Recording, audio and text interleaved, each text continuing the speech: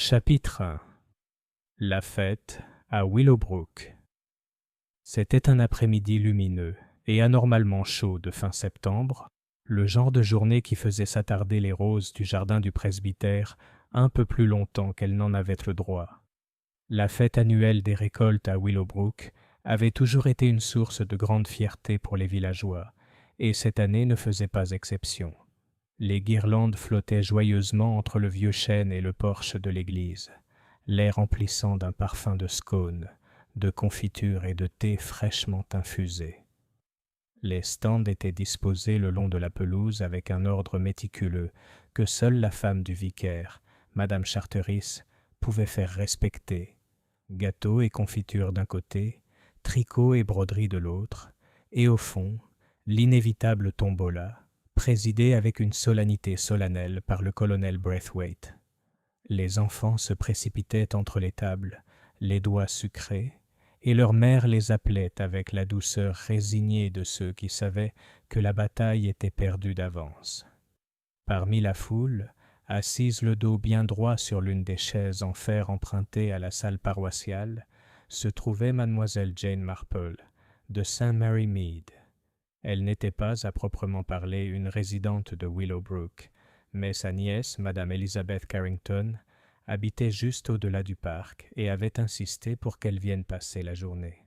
Mademoiselle Marple, qui appréciait les fêtes de village et l'infinie diversité des comportements humains qui s'y déroulaient, avait accepté avec un plaisir discret. Ses yeux bleu pâle pétillaient tandis qu'elle observait la scène. Madame Frobisher marchandant le prix de sa crème au citron, le jeune curé rougissant furieusement sous l'attention de trois veuves déterminées, et le comportement plutôt curieux de madame Lydia Harper, qui avait glissé une enveloppe cachetée dans la poche de monsieur George Ellison, le riche propriétaire du manoir Willowbrook. De telles petites choses, songea Miss Marple, étaient souvent le début de grandes choses. Peu après le début de la tombola, la journée prit une tournure sombre. Le colonel Braithwaite, le torse bombé, annonçait le prix du meilleur pickle maison lorsqu'un cri perçant retentit. Les têtes se tournèrent, des tasses de thé se renversèrent, et une petite foule se rassembla près du stand de confiture. Miss Marple se leva, lentement, mais avec le calme imperturbable qui la caractérisait toujours dans les moments de désarroi. Allongée dans l'herbe, le visage blême sur le verre vif, se trouvait madame Lydia Harper. La confiture qu'elle portait était brisée à côté d'elle, des traînées rouges foncées s'étalant sur le sol, une image de sang des plus désagréables. Mais la véritable horreur ne résidait pas dans le verre brisé. D'un seul coup d'œil, Miss Marple pouvait distinguer l'immobilité du corps de la femme, l'angle anormal de sa main. La mort, elle, le savait, était arrivée avec une soudaineté choquante. Il y eut un murmure, un brouhaha de voix. On appela le docteur Graham, qui se trouvait justement près du concours de gâteaux. Il s'agenouilla près de madame Harper, pressa ses doigts sur son poignet et secoua gravement la tête. « Elle est partie, » dit-il simplement. Ces mots firent frissonner l'assemblée. Une fête de village n'était pas le lieu où l'on s'attendait à la mort.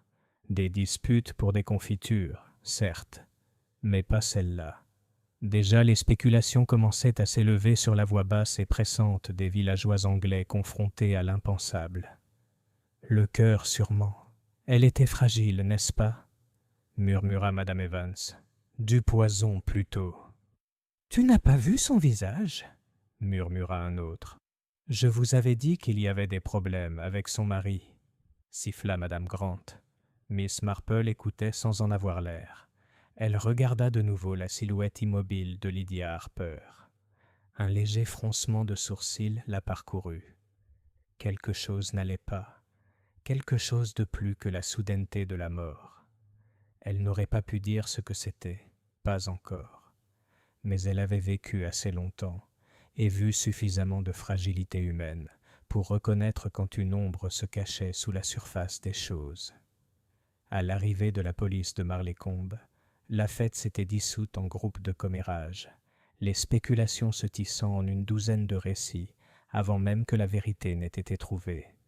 L'inspecteur Mallory, un homme imposant et franc, convaincu des réponses directes aux questions simples, commença aussitôt son enquête. Il jeta un coup d'œil au pot de confiture cassé et au corps pâle à côté et déclara « Probablement un accident, un évanouissement peut-être, une mauvaise chute. » Mais Miss Marple, debout silencieusement au bord du cercle, ne semblait pas convaincue. Son regard s'attardait non pas sur le corps, mais sur les visages autour d'elle, ceux choqués, curieux, anxieux, et un ou deux qui, si elle ne se trompait pas, trahissaient toute autre chose. La peur, peut-être même le soulagement. « Les accidents arrivent, » murmura-t-elle à sa nièce tandis qu'on les ramenait au presbytère pour le thé. « Mais d'après mon expérience, ma chère, ils arrivent bien moins souvent qu'on ne le pense. » Chapitre 2. Chuchotement au presbytère. Le salon du presbytère affichait la dignité tranquille propre aux maisons cléricales anglaises. Un canapé de bon goût, un tapis persan légèrement usé, un piano carré avec un recueil de cantiques ouvert sur « Ô Dieu, notre secours depuis des siècles », et sur la cheminée des photos encadrées de confirmants, d'équipes de cricket de vicaires et de couples, dans le flou artistique du jour de leurs noces. Le thé avait été servi à la hâte, une hâte qui, dans le cas de Madame Charteris, offrait encore un niveau supérieur à la plupart des défilés militaires. Avec du pain beurré fin disposé comme des bardeaux et un sandwich éponge d'où s'échappait une crème maison onctueuse. Mais le village manquait d'appétit. Les gens étaient perchés plutôt qu'assis, les tasses refroidissant intactes dans leurs soucoupes, la parole commençant à toute vitesse puis hésitant sous le poids des mots. Madame Evans secoua la tête avec tant d'énergie que son chapeau, un feutre bleu marine orné d'un nœud affirmé, menaça de se déloger. Madame Grant s'essuya les yeux et regarda autour d'elle pour voir si quelqu'un la remarquait. Le colonel Braithwaite se tenait droit sur le tapis du foyer, les pans de sa veste en tweed serré, comme s'il était au vent d'une tempête et devait maintenir sa position. Le vicaire lui-même se déplaçait parmi eux avec une gentillesse lugubre, débitant des banalités solennelles qui apaisent autant par leur cadence familière que par leurs sentiments. Miss Marple était assise près de la fenêtre, un peu à l'écart. Elle ne cherchait ni le centre ni ne l'évitait. Sur ses genoux reposait un mouchoir impeccable, légèrement parfumé à la lavande. Elle observait comme toujours, avec une attention devenue une seconde nature. Dehors, la lumière du soleil filtrait à travers les feuilles restantes et déposait des lingots d'or sur le chemin de gravier, où un petit garçon en bas tâtait une flaque avec un bâton et semblait bien content, comme souvent les enfants, de trouver une occupation tranquille pendant que les adultes discutaient de sujets incompréhensibles. Lydia Harper n'a jamais été tout à fait dans son élément, la pauvre, déclara soudain Madame Grant, trouvant un auditoire dans le silence momentané. Si pâle et nerveuse. J'ai dit à M. Grant la semaine dernière, n'est-ce pas, M. Grant, qu'elle avait l'air d'une créature traquée. Fiddle, dit Madame Frobisher d'un ton léger et léger. Elle avait l'air d'une femme qui avait dépensé plus que ce que son mari pouvait se permettre. Ces gants, et les coutures, vraiment étranges, et ce chapeau à voilette. Vous ne pouvez pas me dire que cette voilette vient de Marleycombe. Madame Evans jeta un coup d'œil par-dessus son épaule, comme si la mort elle-même pouvait franchir la porte et réfuter de telles observations. Il y a certaines choses qu'on ne dit pas, Madame Frobisher, pas maintenant, pas quand le corps est à peine enlevé. Des choses et des sentiments, intervint le colonel Braithwaite, dont la capacité à s'indigner faisait, paradoxalement, le réconfort du village. Si les gens s'évanouissent au milieu des prés, elle ne s'est pas évanouie, dit le docteur Graham, qui revenait tout juste d'avoir envoyé un jeune homme à vélo au commissariat avec les informations nécessaires. Il se frotta l'arête du nez avec l'index, paraissant plus âgé qu'une heure plus tôt. Ou, si elle s'est évanouie, elle n'est pas morte. Au d'évanouissement. Il y eut un mouvement. Les tasses s'entrechoquèrent. Madame Charteris, qui versait d'une main tremblante, reposa le pot avec un tintement net. « Alors de quoi est-elle morte, docteur ?» Le vicaire parle doucement, mais c'était la question sur laquelle tout le monde concentrait son chagrin. Le docteur Graham hésita, de cette façon qui, chez les villageois, est plus parlante que n'importe quel discours. Je ne peux pas le dire, répondit-il. Ces choses. Il jeta un coup d'œil à Miss Marple, puis détourna la tête. L'inspecteur Mallory voudra les examens habituels. Elle allait plutôt bien quand je l'ai vue la semaine dernière. Nerveuse, oui. Quelques palpitations. Rien d'autre qu'un régime alimentaire raisonnable et éviter toute agitation excessive. Une agitation excessive, répéta madame Frobisher, comme si elle essayait la phrase. Eh bien, ça me plaît. Si une fête des moissons est une agitation excessive, alors je suis une Hollandaise. Les yeux pâles de Miss Marple s'arrêtèrent un instant sur la bouche ferme de madame Frobisher, puis se détournèrent. Elle observa les mains de madame Charteris, des mains expertes capables de plumer un poulet et de plier une serviette en lin avec la même habileté, trembler légèrement en réarrangeant les cuillères. Elle remarqua M. George Ellison, du manoir Willowbrook, qui avait écarté une chaise. C'était un bel homme, à l'allure sombre et soignée qui évoque les photos des magazines de campagne. Un menton affirmé, de belles épaules, une coiffure soignée. Il ne fixait ni le tapis ni aucun visage humain, mais la petite horloge dorée sur la cheminée, comme si son tic-tac régulier lui posait problème. M. Ellison se leva brusquement, sa chaise raclant. « Madame Charteris, dit-il d'un ton sec, merci pour votre hospitalité. Je retourne au manoir. Si la police souhaite me voir, j'y serai. » Il s'avança vers la porte et, au passage, une petite fille, arrivée en retard avec sa mère, faillit le percuter. « Pardon, » murmura-t-elle en levant les yeux. Elle avait un visage étroit et des yeux brillants sous une épaisse chevelure bouclée. La main d'Ellison se dirigeant vers la poignée marqua une pause. « Tout à fait, » dit-il avant de sortir.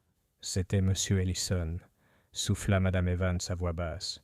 Je n'aurais jamais cru qu'il s'intéresserait aux tombolas et autres. Pas vraiment. Il est venu uniquement parce que le manoir sponsorise la tente fleurie. Tout à fait, grommela le colonel. Le devoir du propriétaire. Payer les banderoles, se montrer et inquiéter les braconniers.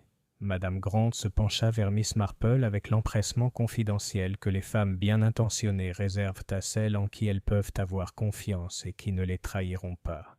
« Je ne devrais pas le dire, mais s'il y a un scandale... Oh, j'espère qu'il n'y en aura pas. Mais s'il y en a un, il sera lié à monsieur. Ellison, croyez-moi, Miss Marple, les hommes aiment ça. Rien de solide sous tout ce raffinement. La cousine de ma sœur était femme de chambre dans une maison du Surrey. « Ma chère, » dit Miss Marple d'un ton doux, « prenez un sandwich. Je pense toujours qu'on parle plus sagement avec quelque chose dans la bouche. » Madame Grant, distraite, accepta l'assiette. Mademoiselle Marple, qui n'avait jamais de sa vie tenté d'étouffer les ragots, elle les ralentissait simplement, plia son mouchoir avec une précision irréprochable. L'idée lui était venue, comme le font les pensées, modestement et sans chichi.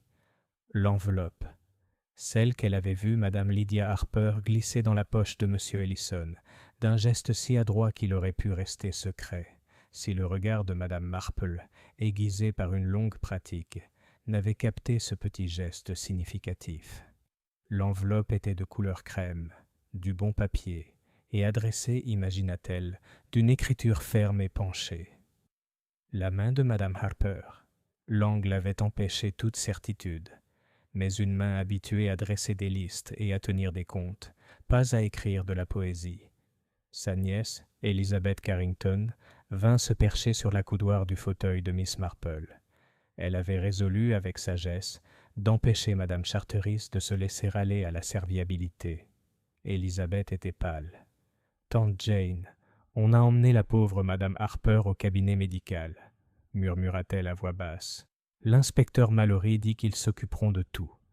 Il a demandé à des personnes de rester disponibles pour faire des dépositions. »« Tout à fait convenable, » dit Miss Marple. « Une tâche bien désagréable pour lui. Et pour le docteur Graham aussi. » Elizabeth hésita. « Tante Jane, tu crois ? » ?»« Non, c'est horrible, rien que d'y penser. »« Ma chère, » dit Miss Marple, « c'est parfois une gentillesse de laisser son esprit penser à des choses horribles. Si ce faisant, on peut en éviter de pire. » La porte s'ouvrit de nouveau, laissant entrer l'inspecteur Mallory, coiffé de son chapeau officiel. ce qui le rendait à la fois plus et moins imposant, tel un acteur casqué. Ses manières étaient vives. Il demanda s'il y avait une petite pièce où il pourrait recueillir les témoignages séparément, et madame Charteris, avec dignité, lui céda le bureau. S'ensuivit une série d'allées et venues, qui, bien que d'une grande importance dans l'ensemble, étaient dans les détails très villageoises. De brèves bribes de récits. J'étais au stand de gâteaux, inspecteur. Non, ma chère, votre madère est excellent. Mais si vous me laissez terminer. Des interruptions de bienséance. Veux-tu que je te serve une tasse pendant que tu réfléchis, inspecteur? Non? Oh, alors peut-être un biscuit? Et la cristallisation progressive de la rumeur en catégories, ceux qui avaient apprécié madame Harper et ceux qui ne l'avaient pas apprécié, ceux qui trouvaient M. Harper un homme de bonne humeur, et ceux qui se méfiaient d'un sourire si croquant. Miss Marple, qui n'avait pas été appelée immédiatement, s'accorda un moment de silence. Elle se leva et alla à la fenêtre, où le petit garçon avait abandonné sa flaque et s'occupait d'une manœuvre plus complexe, envoyer une coquille de noix, munie d'une brindille, faire un voyage le long du bord du ruisseau. « Quelle bonne idée !» dit Miss Marple, et le garçon lui sourit en voyant qu'il s'agissait d'un adulte qui reconnaissait la solidité de l'architecture navale. « Comment t'appelles-tu, ma chérie ?»« Peter, dit-il. Peter Nash. Maman dit de rester dehors à cause du désordre, et je le fais. Es-tu contrarié ? Je suis désolé, dit Miss Marple. C'est différent. Avez-vous aimé la fête ? Il réfléchit. Les noix de coco sont dures. Monsieur Mullins dit que je lance comme une fille, mais j'aurai 8 ans la semaine prochaine et alors je serai forte. J'ai vu un monsieur laisser tomber son ticket. J'allais le ramasser, mais il a eu la grimace et je ne l'ai pas fait. Un billet ? Pour la tombola. C'était un billet bleu. Il est tombé de sa poche quand la dame y a glissé une lettre. La main de Miss Marple, qui ajustait le rideau, s'immobilisa. « Une lettre, Peter ?» Il hocha vigoureusement la tête. Elle l'a glissée comme ça. Il le fit avec la candeur intemporelle de l'enfance, c'est-à-dire sans la moindre discrétion cinématographique. Et il tressaillit, comme quand l'infirmière en chef met de l'iode.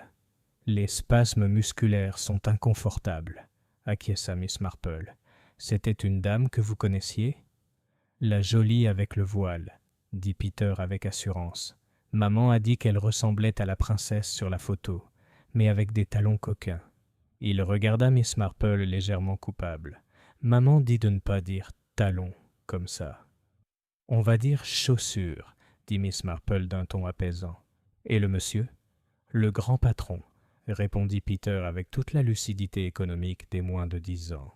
Celui que les gens n'aiment pas, mais qui adore ses feux d'artifice. Le regard de Miss Marple s'adoucit. C'est souvent comme ça avec les grandes maisons et les feux d'artifice. Elle jeta un coup d'œil à la pièce. « Peter, veux-tu faire quelque chose pour moi ? Ce n'est pas un secret, mais ça me fera très plaisir. Demain ou après-demain, si quelqu'un te demande ce que tu as vu, le raconteras-tu exactement comme tu me l'as dit ? Sans plus d'embellissement ? Tu l'as très bien raconté. » Peter redressa ses fines épaules. « Oui, mademoiselle. Je peux le redire comme ça, comme un cahier. »« Excellent, » dit Miss Marple. Elle retourna à sa place juste au moment où l'inspecteur Mallory émergeait du bureau, non pas avec l'air d'un homme qui a trouvé une clé, mais avec celui de quelqu'un qui a trouvé un tiroir fermé à clé et qui compte le forcer d'un coup d'épaule. Il s'approcha de Miss Marple et inclina la tête en signe d'approbation. L'inspecteur avait un profond respect pour les dames âgées des villages, comme tout homme de longue date de sa profession se doit de le faire s'il veut gérer ses affaires.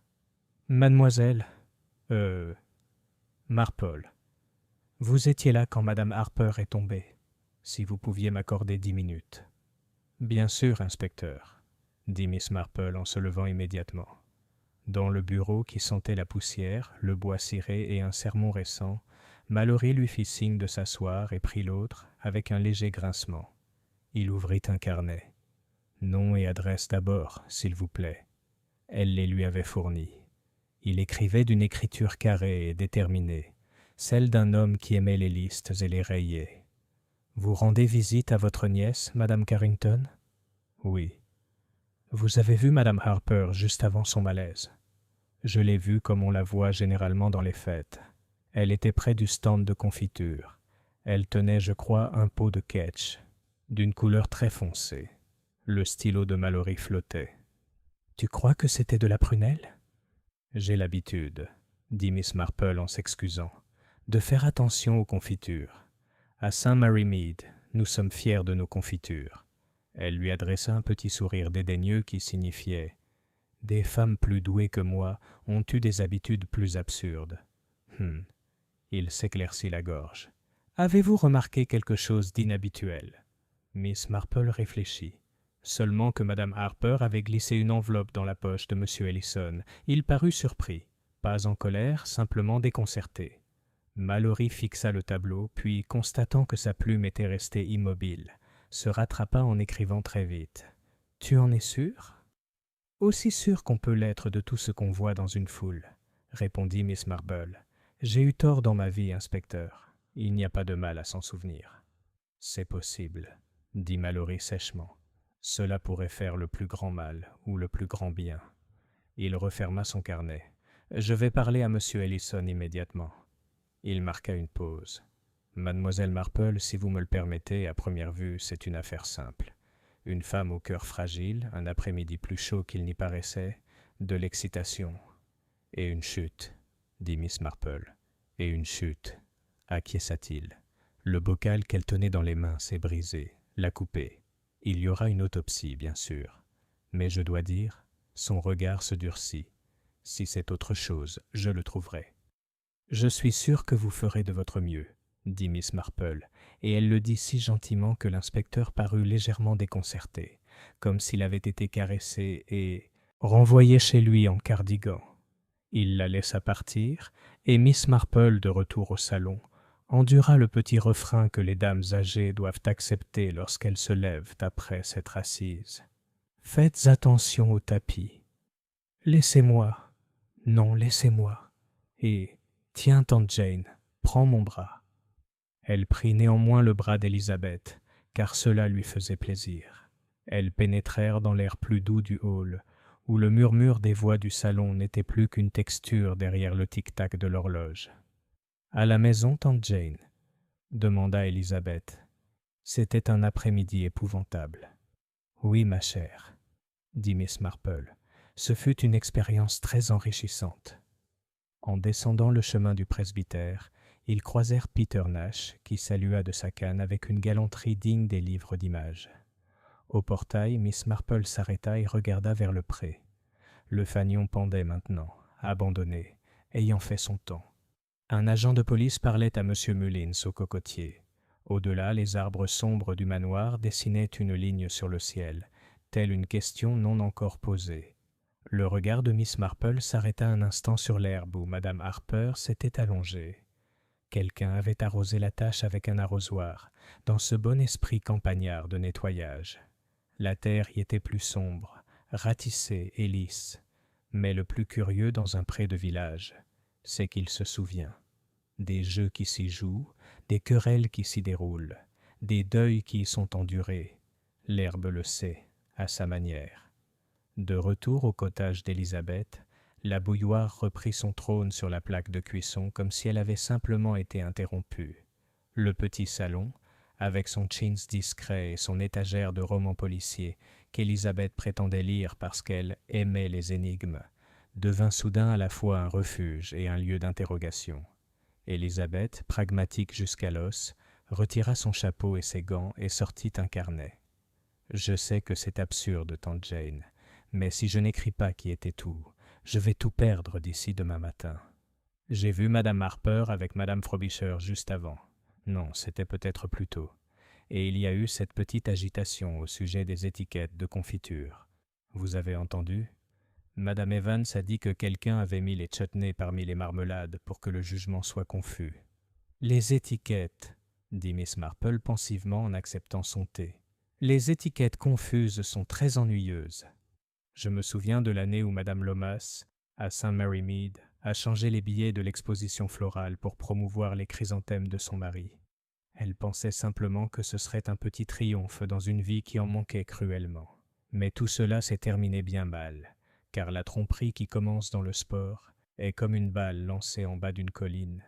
Elle ne s'arrête jamais là où on le voulait.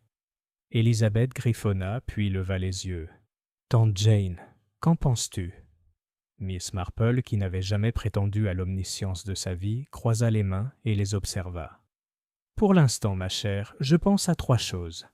Premièrement, le docteur Graham est inquiet car ce qu'il a vu n'est pas ce à quoi il s'attendait. Deuxièmement, l'inspecteur Mallory rendra visite à M. Ellison ce soir et sera peut-être rebuté. Troisièmement, Lydia Harper n'était pas du genre à glisser des enveloppes dans les poches des hommes sans raison. Et un quatrième ? Demanda Élisabeth, car elle connaissait le visage de sa tante. Miss Marple sourit. Et un quatrième ?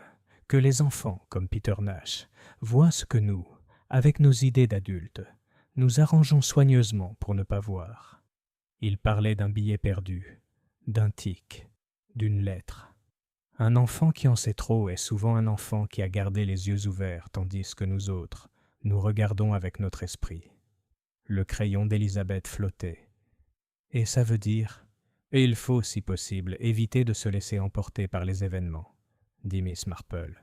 On est toujours tenté, face à un bel homme et une enveloppe mystérieuse, d'écrire un mélodrame sur le champ. Mais le mélodrame cache des vérités subtiles. Pour l'instant, je m'intéresse davantage aux chaussures de Madame Harper. « Ces chaussures ? Elles étaient neuves, dit Miss Marple. C'est curieux, mais les femmes aux finances serrées portent généralement leurs vieilles chaussures à une fête, même si elles sont bien habillées par ailleurs. On ne reste pas des heures sur l'herbe avec des talons neufs sans raison. Et je pense, ajouta-t-elle d'un ton léger, que la raison tenait à son maintien, consciente de l'apparence d'une nouveauté, peut-être parce qu'elle voulait qu'elle soit vue. Élisabeth baissa le crayon, les yeux écarquillés par le plaisir de la chasse. « Tante Jane, vous avez des idées extraordinaires. »« J'ai vécu longtemps, » répondit Miss Marple. « On peut voir beaucoup de choses depuis un banc d'église si on s'y assoit 2 fois par dimanche pendant 40 ans. » Élisabeth rit, puis reprit ses esprits. « Est-ce qu'il y aura d'autres moments pareils, d'autres bouleversements ?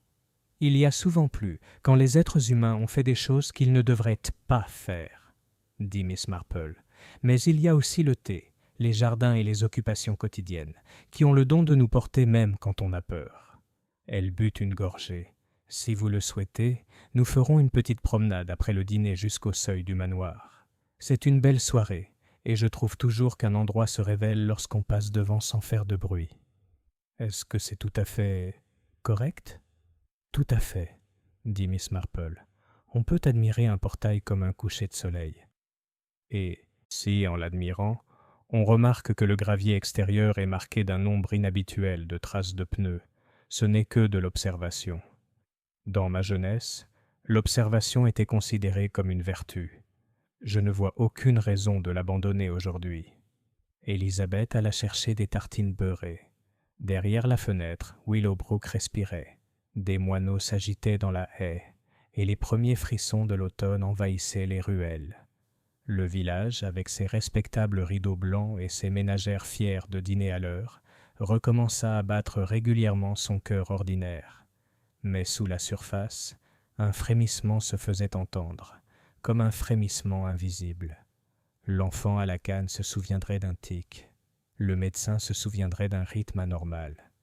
L'inspecteur, se faufilant dans les pièces froides en fanfaronnant, se souviendrait d'une enveloppe sur son bureau et d'un monsieur qui n'aimait pas les questions.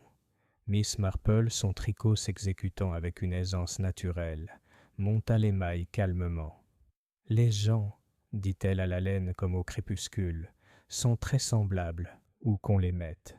Ils sont guidés par leur petite vanité et leur petite peur. Il suffit de penser à Madame Loma et aux chrysanthèmes, et à la pauvre Madame Millward et à sa boîte à boutons, pour deviner Willowbrook. » Elle leva les yeux et esquissa un petit sourire sec. Et Lydia Harper, je crois, avait peur. La question est de savoir de qui. Chapitre 3. L'enveloppe et le gentleman. L'inspecteur Mallory, fidèle à sa parole, se présenta sans tarder au manoir Willowbrook ce soir-là. Son pas dans l'allée de gravier était, selon le neveu de Madame Evans, qui passait par hasard à vélo à ce moment-là, très ferme, comme s'il s'attendait à trouver un criminel derrière la porte. Lorsque l'histoire fut racontée au Rose and Crown, Mallory aurait presque enfoncé la porte.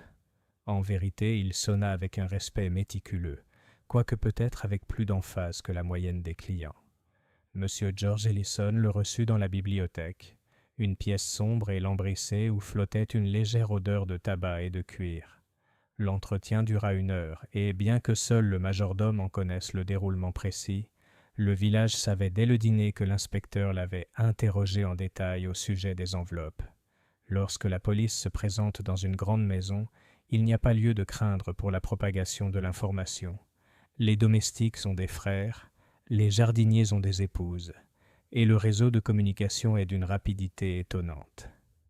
Pendant ce temps, Miss Marple passait la soirée au cottage de sa nièce à tricoter tranquillement.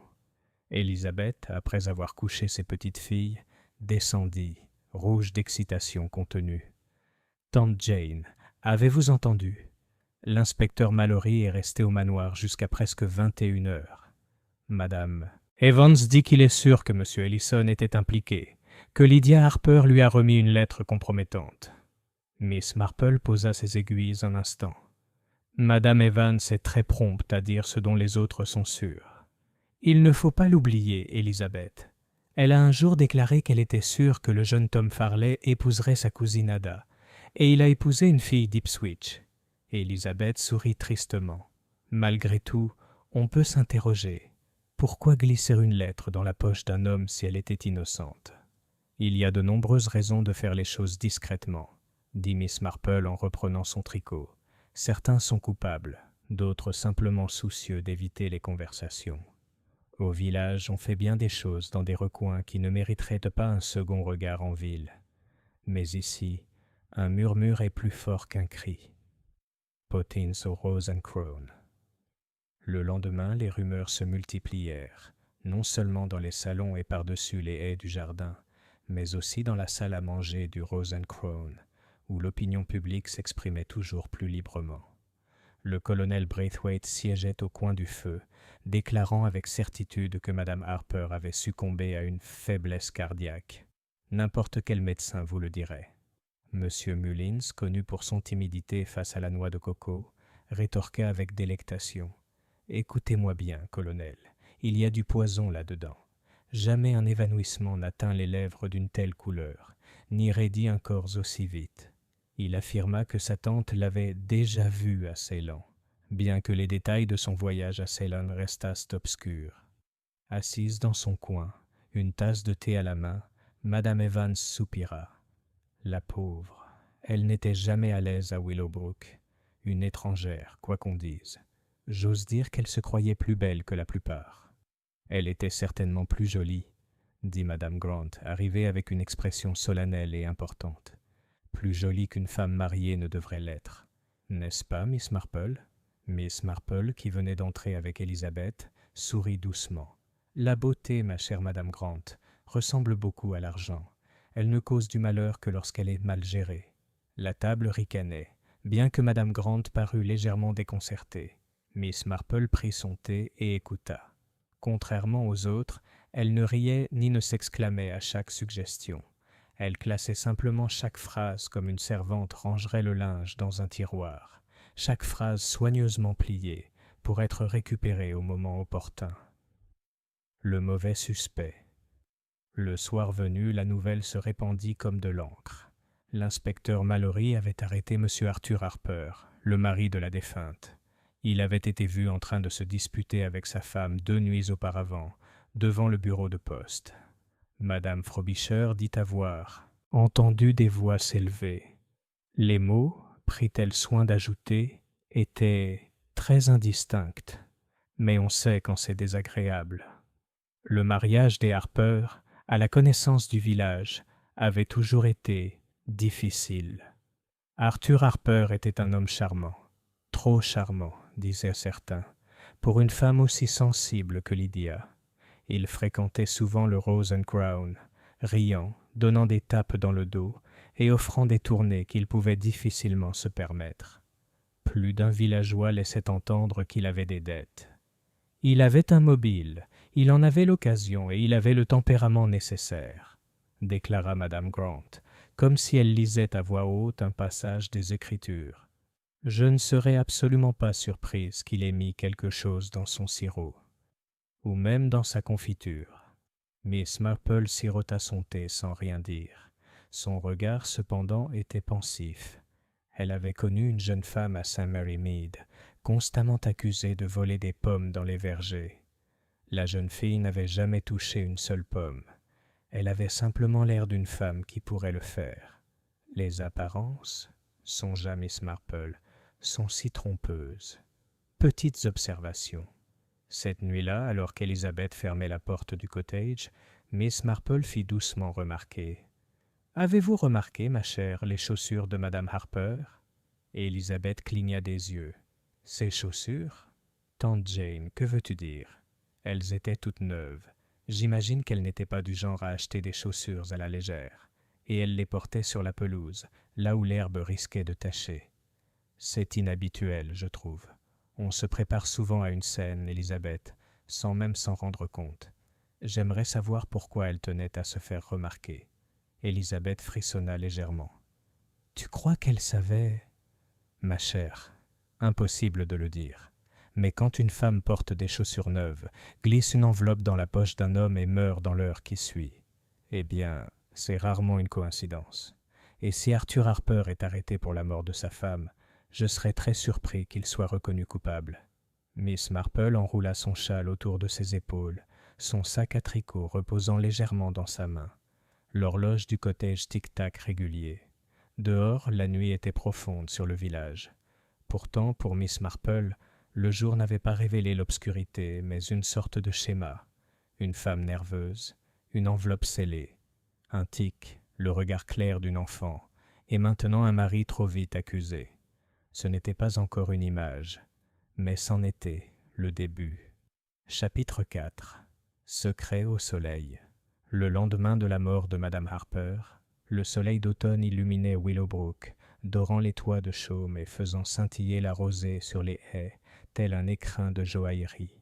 Les villageois vaquaient à leurs occupations habituelles, avec cette vivacité particulière qui suit un choc, comme si, en se déplaçant plus vite, ils pouvaient surmonter l'inquiétude qui les habitait. Miss Marple, cependant, remarqua que les conversations s'attardaient dans les embrasures de porte, et que les femmes au comptoir de l'épicier ne partaient pas rapidement après leurs achats, mais se rassemblaient en groupes feutrés, échangeant des remarques sur un ton confidentiel qui signifiait que les nouvelles s'étaient transformées en spéculations pendant la nuit. Au petit déjeuner, Elisabeth apporta le journal local. « Tante Jane, ils l'ont déjà imprimé. Tragédie à la fête de Willowbrook. » Mais il ne parle ni d'empoisonnement ni d'acte criminel, seulement que Madame Harper s'est effondrée subitement. Et pourtant, la moitié du village est convaincue qu'Arthur Harper l'a assassinée.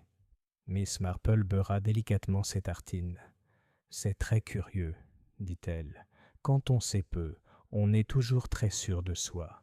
Quand on sait beaucoup, la certitude est rare. » Une visite au presbytère.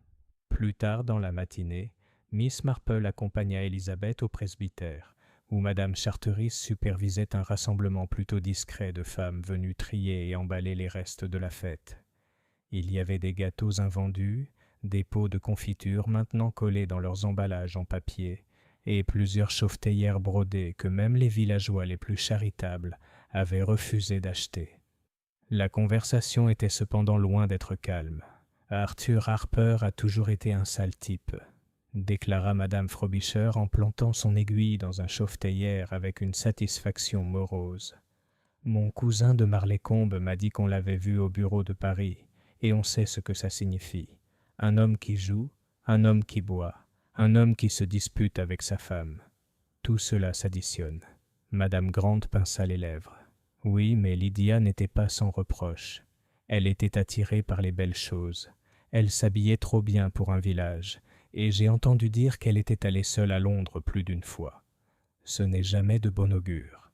Les yeux de Miss Marple pétillèrent légèrement, mais elle ne l'interrompit pas. Elle avait depuis longtemps découvert qu'avec le temps, Les ragots révélaient invariablement la vérité par fragments, comme des morceaux d'une tasse de thé qui, soigneusement assemblés, pouvaient révéler le motif. Avait-elle de l'argent à elle? Demanda Élisabeth, assez innocemment. Madame Evans baissa la voix. Pas à ma connaissance. Arthur avait très peu, toujours endetté, toujours en train d'emprunter. J'ai entendu dire qu'il avait demandé un prêt à M. Ellison le mois dernier. C'est intéressant, murmura Miss Marple en roulant sa laine entre ses doigts, comme si la texture elle-même nécessitait une réflexion approfondie. Une visite chez le docteur Graham and, quittant le presbytère, Mademoiselle Marple suggéra à Élisabeth d'aller voir le docteur Graham. Il les reçut avec sa lassitude et sa courtoisie habituelles. Son cabinet sentait fortement le phénix, et les étagères derrière lui étaient encombrées de flacons de poudres et de teintures, leurs étiquettes écrites d'une écriture sûre et professionnelle. « C'est une affaire des plus pénibles, » dit-il lorsque Miss Marple lui demanda gentiment son avis. « L'autopsie a été ordonnée. Jusqu'à ce moment-là, je ne peux pas me prononcer avec certitude. Mais... » Il hésita, puis poursuivit à voix basse. « Je ne crois pas que ce soit le cœur, ni un évanouissement. Il y avait une rigidité des membres et une étrange pâleur. Je ne peux cependant me prononcer avant que l'examen approfondi ne soit terminé. »« Tout à fait, docteur, » acquiesça mademoiselle Marple. « Il ne faut pas tirer de conclusions hâtives. Je me demande cependant si madame Harper vous a déjà consulté pour des raisons de nervosité, ou peut-être d'insomnie. » Il la regarda fixement. « Pourquoi demandes-tu cela ?»« Parce que, » répondit Miss Marple d'un ton placide, « les personnes anxieuses prennent souvent des choses qu'elles ne devraient pas. Des poudres, par exemple, achetées chez des pharmaciens moins réputés. Je me demandais si elle vous avait confié de telles habitudes. » Le visage du docteur Graham s'adoucit. « Vous êtes observatrice, mademoiselle Marple. » Elle se plaignait effectivement de nervosité. Je ne lui ai prescrit qu'un sédatif très léger. Mais je la soupçonnais d'avoir pris d'autres remèdes. C'est hélas une faiblesse courante. Lydia Harper m'a semblé être une femme qui était, comment dire, effrayée. Mais de quoi je ne saurais le dire. « Merci, docteur, » dit Miss Marple avec une gravité tranquille. L'enfant à nouveau. Cet après-midi-là, en marchant dans le chemin, Miss Marple rencontra le petit Peter Nash, en équilibre sur l'échalier avec sa canne. Il la salua avec une fierté solennelle. « J'ai raconté à maman ce que j'ai vu, » annonça-t-il. « Elle m'a dit de ne pas bavarder, mais tu as dit que je pouvais le redire, alors je l'ai fait. »« Et vous l'avez très bien raconté, j'en suis sûr, » dit gentiment Miss Marple. « Avez-vous remarqué autre chose ce jour-là » Peter réfléchit, les yeux plissés. Sauf que la dame a laissé tomber son gant. Pas celui de l'enveloppe, mais celui de la jolie dame au voile. Elle a laissé tomber son gant en marchant vite, après avoir glissé le papier dans la poche de l'homme. J'allais le lui rendre, mais elle s'est jetée dans la foule. Les yeux de Miss Marple s'illuminèrent. « De quelle couleur était le gant, Peter ?»« Bleu, comme le ciel propre, mais brillant. »« Du cuir de chevreau, » murmura Miss Marple. « C'est très singulier. » Réflexion du soir. Ce soir-là, l'inspecteur Mallory se rendit au cottage d'Élisabeth. Il semblait fatigué et un peu irritable. « Nous avons interrogé Arthur Harper, » annonça-t-il. « Il reconnaît des disputes, des dettes, mais nie toute implication dans la mort de sa femme. Je n'ai aucune preuve du contraire, pour l'instant. Malgré tout, c'est un sale type, Miss Marple, et s'il n'est pas coupable de cela, il est coupable de bien d'autres choses. » Miss Marple le regarda avec douceur par-dessus son tricot. « C'est souvent le cas avec les mauvais garçons, inspecteur. Mais parfois, juste parfois, ce sont ceux qui semblent être bons qui nous surprennent le plus. » Mallory fronça les sourcils, mais ne répondit pas. Une fois partie, Élisabeth se tourna vers sa tante. « Tu ne crois tout de même pas qu'Arthur Harper est responsable, n'est-ce pas ?» Miss Marple plia son tricot et le posa sur ses genoux. « Ma chère, j'ai vécu trop longtemps pour croire à quelque chose trop tôt. Mais je dirais ceci. Lydia Harper n'était pas une femme résignée à son sort. Elle se préparait à quelque chose. De nouvelles chaussures, de nouveaux gants, une enveloppe glissée à un homme riche, et un air effrayé. Il faut se demander non pas comment elle est morte, mais ce qu'elle espérait qu'il advienne avant. Élisabeth frissonna. « Et qu'est-ce que tu crois que c'était » Miss Marple regarda par la fenêtre, le chemin qui s'assombrissait. « Cela, dit-elle doucement, il faut que nous le découvrions, car tant que nous ne saurons pas ce qu'elle avait l'intention de faire, nous ne pourrons pas comprendre ce qui lui a été fait. » Chapitre 5. L'arrestation d'Arthur Harper. Dès le lendemain de la fête, Willowbrook était gagné par une vague de certitude. La rumeur s'était muée en croyance, et la croyance en conviction. Madame Lydia Harper, tout le monde s'accordait à dire, avait été une épouse malheureuse. Son mari buvait, jouait, et avait un caractère colérique. On l'avait entendu se disputer avec elle devant le bureau de poste, et il n'avait guère approuvé, si ce n'est des dettes et du charme. Par conséquent, comme le concluait la logique du village, Arthur Harper avait tué sa femme.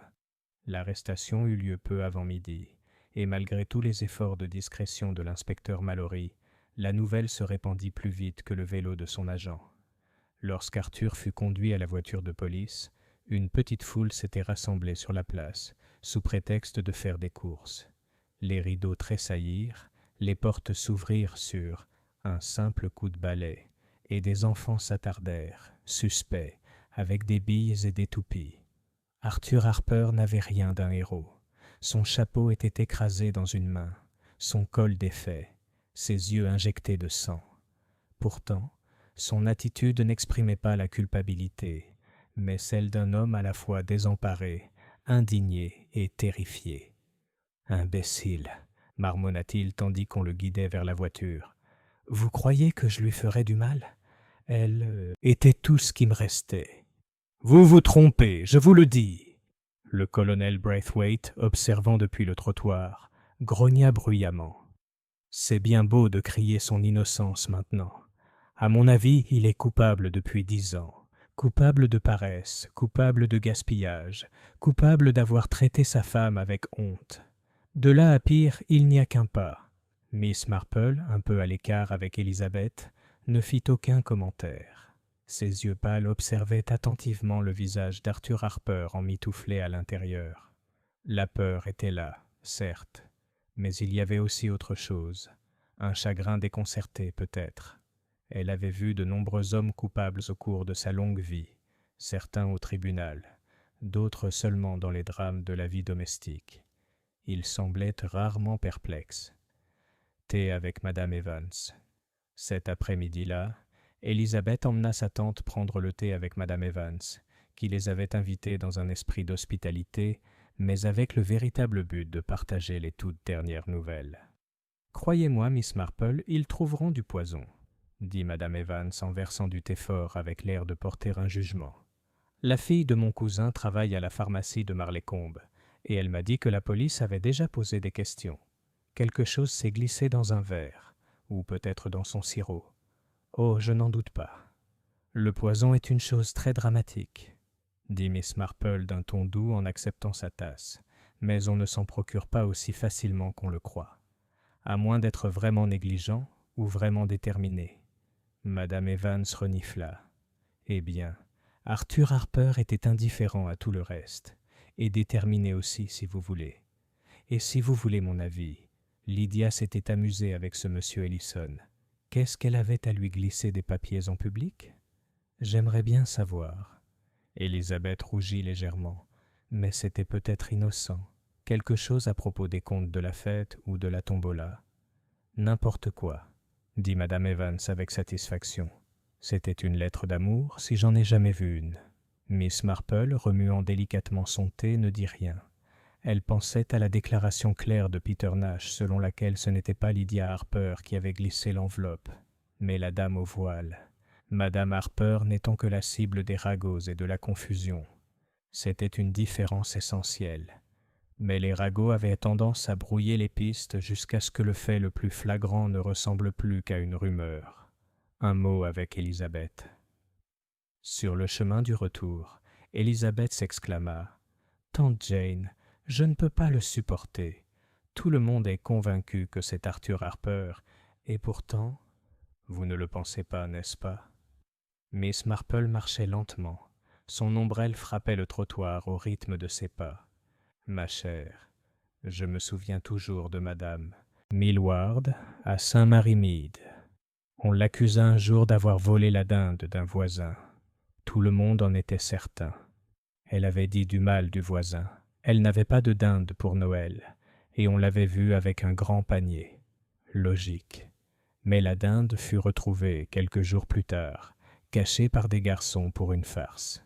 Madame Millward n'oublia jamais l'injustice, même si elle fut expliquée. Le mal d'une fausse certitude peut être immense. Élisabeth serra le bras de sa tante. Alors, si ce n'est pas Arthur, qui? C'est bien la question, n'est-ce pas? Miss Marple sourit faiblement. Mais ne nous précipitons pas. Voyons d'abord, pourquoi une femme porterait-elle des chaussures neuves à une fête? Pourquoi recevrait-elle ou livrerait-elle une enveloppe en secret? Et surtout, pourquoi mourrait-elle au beau milieu de tout cela? Répondez à ces questions, et le qui viendra plus facilement. Soirée au chalet. Ce soir-là, l'inspecteur Mallory en personne se rendit au cottage d'Élisabeth. Il paraissait fatigué, mais son attitude était résolue. « Nous avons envoyé les échantillons pour analyse, » leur dit-il. « Cela prendra quelques jours, mais je suis certain que nous trouverons quelque chose. Harper est lourdement endetté, ses querelles sont publiques, et son alibi est sans valeur. Il avait toutes les raisons de se débarrasser de sa femme. » Miss Marple, assise près du feu avec son tricot, leva les yeux avec douceur. « Et pourtant, inspecteur, les motivations ne sont pas toujours ce qu'elles paraissent. Un homme qui se dispute avec sa femme peut pourtant l'aimer profondément. Et un homme sans ressources peut être plus dangereux endetté qu'époux. » Mallory fronça les sourcils. « Tu crois que je me trompe? » « Je pense simplement, » dit Miss Marple, « que lorsqu'on trouve une solution très astucieuse, il faut y réfléchir à deux fois. La vraie vie, inspecteur, est rarement simple. » L'inspecteur émit un son entre un grognement et un soupir, puis prit congé. Élisabeth, une fois la porte fermée, se tourna vers sa tante, exaspérée. « Mais tante Jane, si ce n'était pas Arthur Harper, alors qui était-ce » Miss Marple plia son tricot avec précision. « C'est précisément ce que nous devons découvrir, ma chère. Mais j'aimerais voir ce gant dont l'enfant a parlé. En cuir de chevreau bleu. Si on le retrouve, je suis sûr qu'il nous apprendra quelque chose. » Ses yeux pétillaient doucement. Gants, lettres, chaussures et ragots. La nature humaine se cache toujours dans des broutilles. Il suffit de garder les yeux ouverts. Chapitre 6. Le deuxième choc. Le village de Willowbrook, convaincu de la culpabilité d'Arthur Harper, commença à s'installer dans ce calme étrange qui suit une arrestation. Les ménagères retournèrent à leur lessive. Le facteur reprit son joyeux sifflement, et le garçon boucher fit sa tournée comme si rien de plus extraordinaire qu'une gelée tardive ne s'était produit. Mais sous la surface, les gens parlaient encore, et avec une certaine obscurité. Malgré toute la détermination de l'inspecteur, certains étaient inquiets, et le malaise dans un village reste rarement sans issue. C'était le soir du 3e jour lorsque le 2e choc est arrivé. L'incendie du manoir, Elizabeth Carrington se tenait devant le portail de son jardin, regardant ses filles sauter à la corde, lorsqu'elle aperçut le premier léger panache de fumée se détachant sur le crépuscule.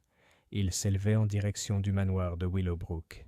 Quelques instants plus tard, les cloches du village se mirent à sonner, et une petite foule se précipita dans le chemin. Miss Marple, tirée de son tricot, les rejoignit d'un pas mesuré. Jamais pressée, elle était toujours là où on avait besoin d'elle. Lorsqu'ils atteignirent les portes du manoir, des flammes jaillissaient d'une des plus petites dépendances, le vieux pavillon d'été au bord du parc. Serviteurs et villageois formaient une file de sots depuis l'étang, tandis que M. George Ellison lui-même dirigeait la bataille avec un sang-froid remarquable. « Éloignez-vous de la porte !» cria-t-il sèchement. « L'endroit est en feu, il va s'effondrer dans un instant. » Et ce fut le cas. Dans un grondement et une pluie d'étincelles, le pavillon s'effondra. Les flammes rugirent, puis s'enfoncèrent, laissant derrière elles une ruine fumante. « Mais qu'est-ce qu'on gardait là ?» demanda le colonel Braithwaite, arrivant essoufflé.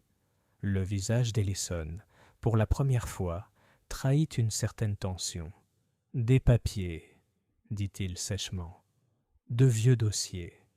Rien de valeur. » Mais Miss Marple, en l'observant, trouvait son ton un peu trop ferme, comme s'il avait été répété. Le gant. Le lendemain matin, les ruines furent inspectées.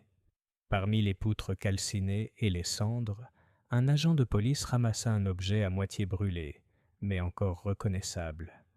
Un fragment de gant de femme. La couleur, bien que roussie, était indéniablement bleue. Lorsque la nouvelle parvint au village, les langues se délièrent furieusement. « Un indice détruit !» s'écria Madame Evans. « Voilà ce que c'est. Quelqu'un a mis le feu pour cacher des preuves. » « Alors c'était Ellison, » dit Madame Grant avec délectation. « C'était sa maison d'été après tout. Il devait savoir que le gant était là. » Miss Marple, sirotant son thé, remarqua calmement. « C'est curieux, n'est-ce pas, que le gant ait pu se retrouver dans le pavillon. Une dame laisse tomber son gant lors de la fête, et 3 jours plus tard, on le retrouve, à moitié brûlé, parmi les papiers de M. Ellison. Un drôle de voyage. » Et Elisabeth, qui écoutait avec anxiété, se pencha. « Tu crois que c'est lui qui l'a planté, tante Jane ?» Miss Marple secoua doucement la tête. « Oh non, ma chère. L'ingéniosité à dissimuler des preuves est bien plus rare dans la vie que dans les livres. Les gens se comportent généralement de manière plus simple, plus insouciante, plus humaine. Non, je pense qu'il est fort possible que quelqu'un ait voulu retirer le gant discrètement et les cacher dans le pavillon de jardin jusqu'à sa destruction. Mais l'incendie est arrivé trop tôt, ou trop tard. » La frustration de l'inspecteur Mallory. L'inspecteur Mallory arriva de mauvaise humeur. Ces hommes n'avaient trouvé aucune trace d'effraction dans le pavillon. L'incendie, déclara-t-il, était très probablement accidentel. Du bois sec, des cendres de pipe oubliées. Ce sont des choses qui arrivent. Quant aux gants, quelle preuve avons-nous qu'ils n'appartenaient pas à Madame Harper? Les femmes ont des gants par douzaines. « Pas des gants bleus, » murmura Miss Marple, plus pour elle-même que pour lui. « Ce sont des gants choisis. » Mallory se tourna vers elle. « Sauf votre respect, mademoiselle Marple, je ne peux pas mener une enquête sur des ragots et de la mercerie. Harper avait un mobile, Harper avait l'occasion, et Harper s'était disputé publiquement avec sa femme. À mon avis, il vaut mieux attendre le rapport du laboratoire et en rester là. » Miss Marple inclina doucement la tête. « Bien sûr, inspecteur. Je suis sûr que vous ferez votre devoir. On ne peut observer que ce qu'on voit. » Mais ses yeux, tandis qu'elle reprenait son tricot, étaient lointains. Un murmure d'Elisabeth. Ce soir-là, après le souper, Elisabeth parla avec une sorte d'urgence réticente. « Tante Jane, il y a quelque chose que je dois vous dire. Je n'en ai guère envie, car ce n'est qu'un murmure, mais... Eh bien, Madame Charteris s'est confiée à moi aujourd'hui. Elle dit que Lydia Harper lui a rendu visite 2 jours avant la fête et qu'elle semblait agitée. Elle a posé d'étranges questions. Une femme pouvait-elle quitter son mari?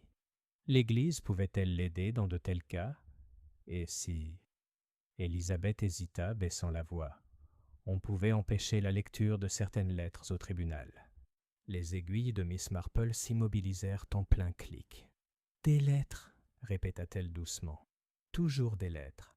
C'est dangereux. Une lettre dans la poche, une lettre dans le pavillon, et maintenant la peur des lettres au tribunal.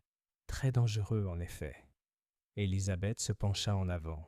« Mais qu'est-ce que ça veut dire ?»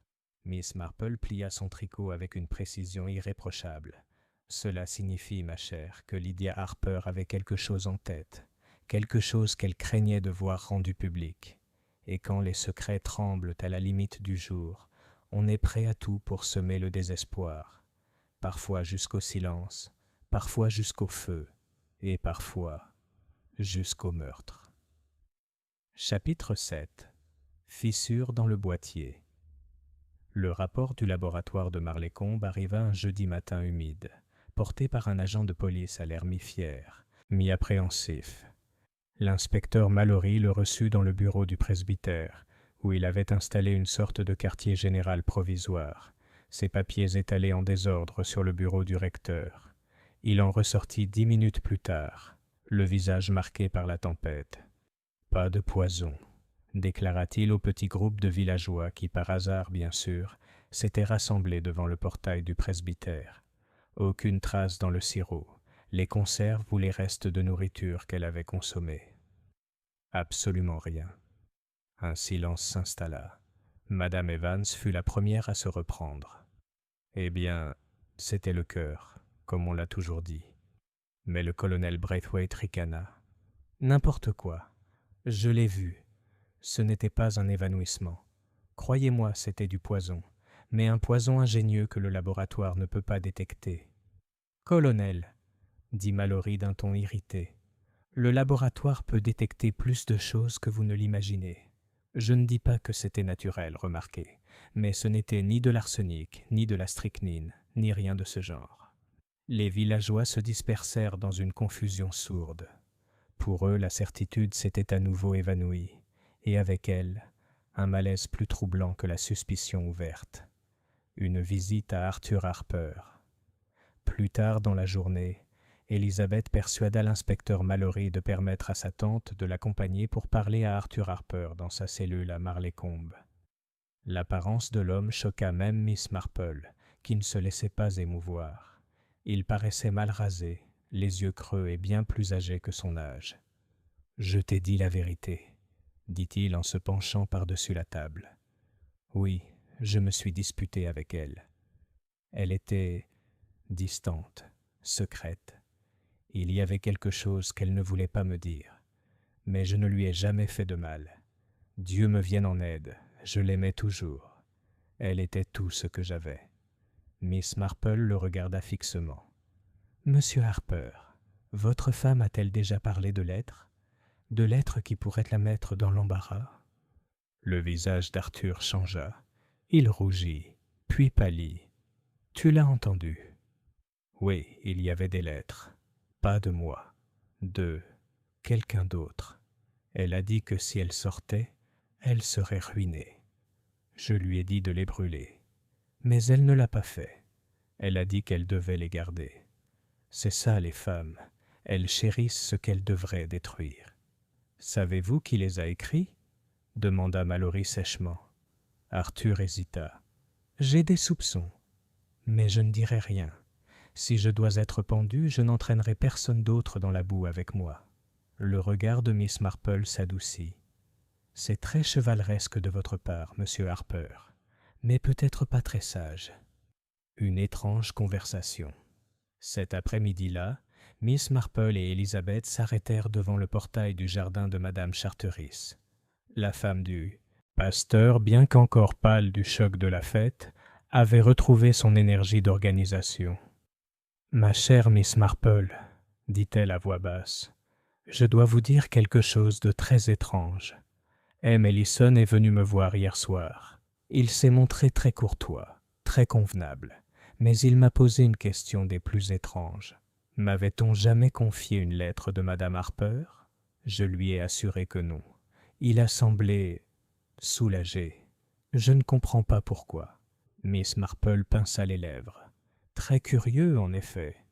C'est surprenant ce que des hommes adultes sont prêts à faire pour récupérer quelques feuilles de papier.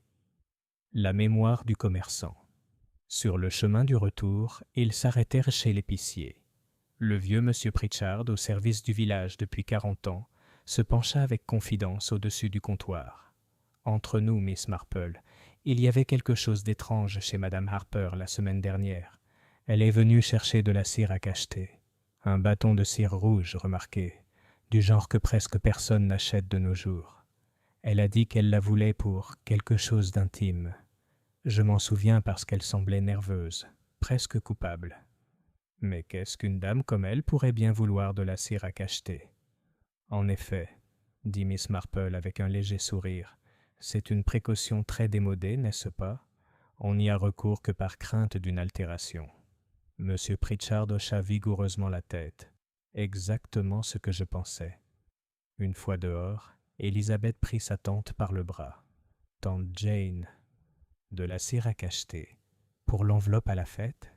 Très probablement, ma chère. Cela suggère qu'elle tenait à ce que sa lettre arrive intacte. » Elizabeth fronça les sourcils. « Mais pourquoi le donner si furtivement? Pourquoi le glisser dans la poche de M. Ellison plutôt que de le lui donner ouvertement? Les yeux de Miss Marple pétillèrent. Parce que, peut-être, elle ne voulait pas qu'on sache qu'elle le lui avait donné. On se fait souvent croire que ses secrets sont en sécurité si l'acte lui-même est caché. Réflexion du soir. Ce soir-là, Miss Marple était assise tranquillement près du feu, ses aiguilles à tricoter claquant doucement. Élisabeth l'observait, incapable de garder le silence. Tante Jane, si ce n'était pas du poison, alors comment est-elle morte? Et le feu, le gant, les lettres, que signifie-t-il? Miss Marple leva les yeux brillants. Ma chère, je crois que Madame Harper était effrayée, très effrayée. Elle craignait les lettres, elle craignait d'être découverte, et elle cherchait à remettre quelque chose à des mains plus sûres. Qu'elle ait agi si maladroitement n'est pas surprenant. La peur rend les gens maladroits. Mais quant à la façon dont elle est morte, on le saura quand on saura non seulement ce qui l'a effrayée, mais aussi qui l'a fait. Élisabeth frissonna. « Et tu crois que la réponse se trouve ici, à Willowbrook ?» Miss Marple sourit faiblement. « Toujours, ma chère.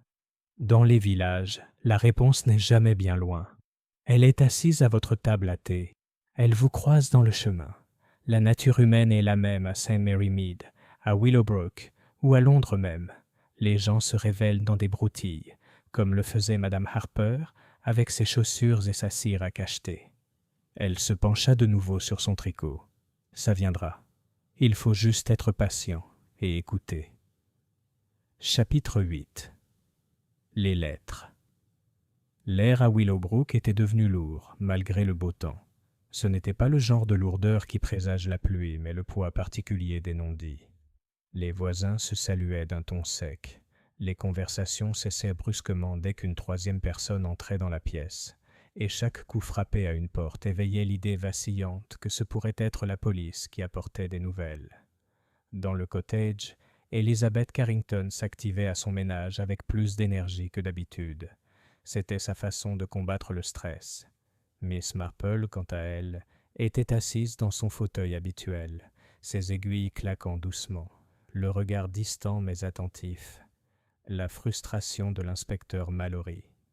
L'inspecteur Mallory est venu dans l'après-midi. Son expression était plus sombre que jamais. « Nous n'avons rien trouvé de plus, » admit-il en posant son carnet sur la table d'Élisabeth. « Ni poison, ni armes, ni témoins, hormis ce que nous savons déjà. Et Harper, zut le diable, clame toujours son innocence. Il parle sans cesse de lettres, mais refuse de citer des noms. Maudit Don Quichotesque, il sera pendu pour son silence. » Miss Marple sourit doucement. « Pas forcément, inspecteur. Le silence est parfois plus éloquent que les mots. » Mallory fronça les sourcils.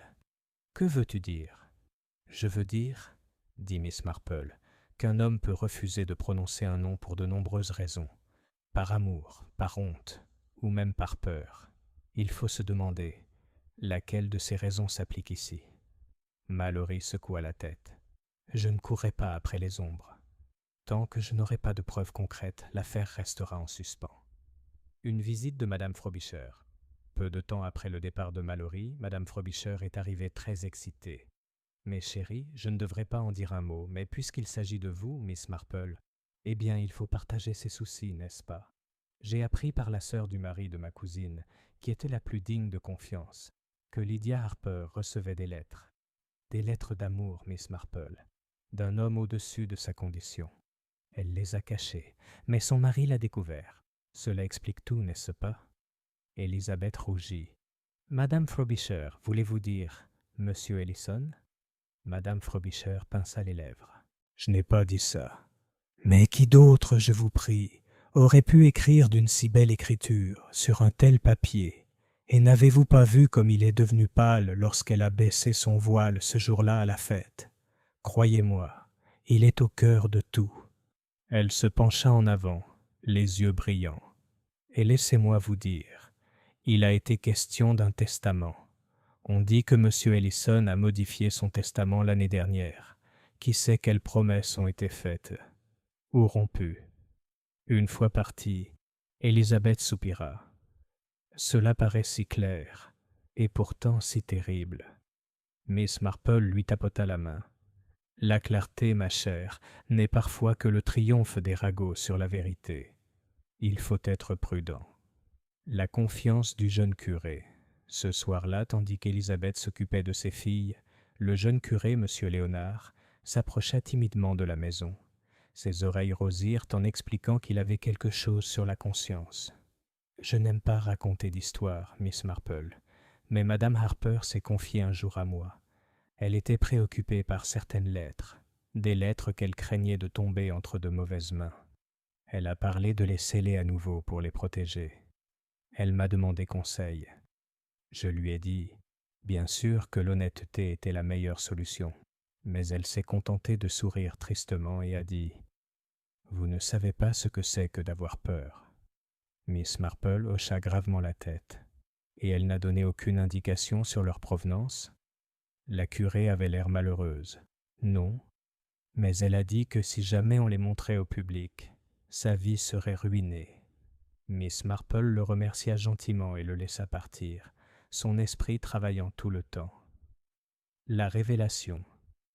Ce n'est que le lendemain matin que la révélation survint. Élisabeth, de retour d'une course à Marleycombe, fit irruption dans le cottage, les joues rouges. « Tante Jane, vous ne le croirez jamais. La postière, Madame Riggs, m'a confié en toute confidentialité que Lydia Harper lui avait demandé un jour si on pouvait retrouver les lettres recommandées.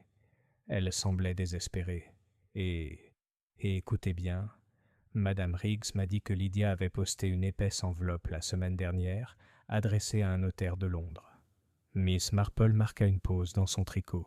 « Un avocat? C'est très intéressant. »« Oui, et Madame Riggs a dit que Lydia avait l'air terrifiée en le lui tendant, comme si quelqu'un allait le lui arracher. Qu'est-ce que ça peut bien vouloir dire ?» Miss Marple posa son tricot et joignit les mains. « Cela signifie, ma chère, que Madame Harper n'était pas seulement en possession de lettres compromettantes. Elle prenait des mesures pour se protéger.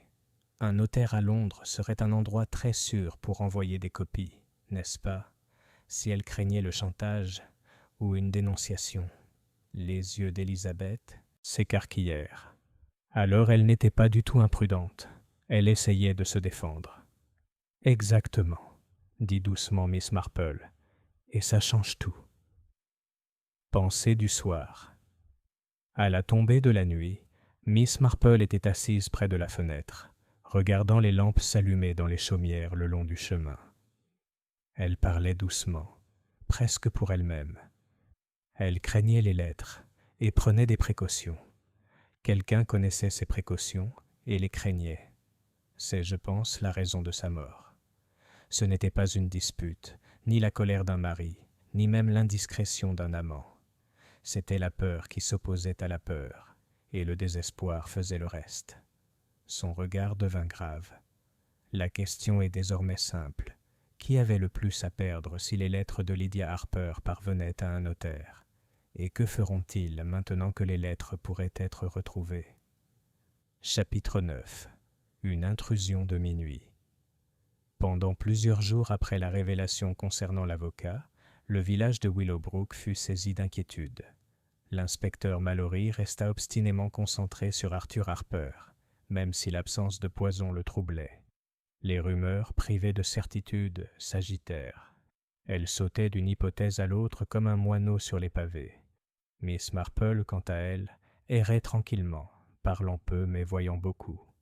Elle remarqua la soudaine nervosité de Madame Frobisher lorsque le sujet du courrier fut abordé, la façon dont M. Ellison évitait complètement le bureau de poste, et la façon dont le docteur Graham, bien que grave comme toujours, semblait curieusement préoccupé. C'est un samedi soir que l'incident suivant se produisit, un incident qui surprit le village plus que la fête elle-même. Le cambriolage Elizabeth Carrington fut réveillée vers minuit par un bruit provenant de l'entrée du cottage. Elle se glissa hors du lit, le cœur battant, et se dirigea vers la fenêtre du palier. Au clair de lune, elle aperçut une silhouette sombre au portail du jardin.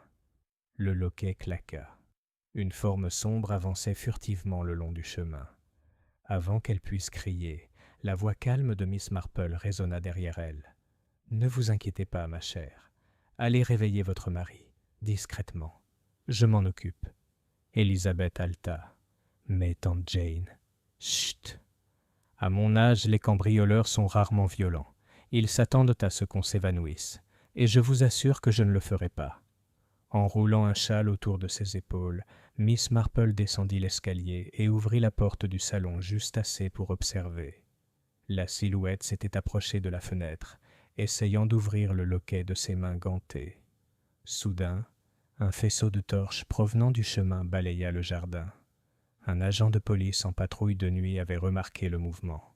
Avec un juron surpris, l'intrus franchit la haie et disparut dans l'obscurité. Quelques instants plus tard, le mari d'Elizabeth et le gendarme fouillaient la rue. Ils ne trouvèrent rien d'autre qu'un morceau de tissu déchiré accroché à une ronce, un tissu bleu foncé de belle qualité. Miss Marple l'accepta gravement. « Intéressant, » murmura-t-elle. « Très intéressant. » Potin du matin à l'aube, la nouvelle s'était répandue. Quelqu'un avait tenté de pénétrer dans le cottage des Carrington. La question de pourquoia consumait le village. « Ce devaient être des vagabonds, » déclara le colonel Braithwaite. « Sans doute après l'argent. »« Les clochards ne portent pas de beaux vêtements, » rétorqua Madame Evans d'un ton entendu. « Regarde-moi bien, c'était quelqu'un qui cherchait ses lettres. » Madame Grant ajouta d'un ton sombre. « Et où chercher mieux que chez Miss Marple?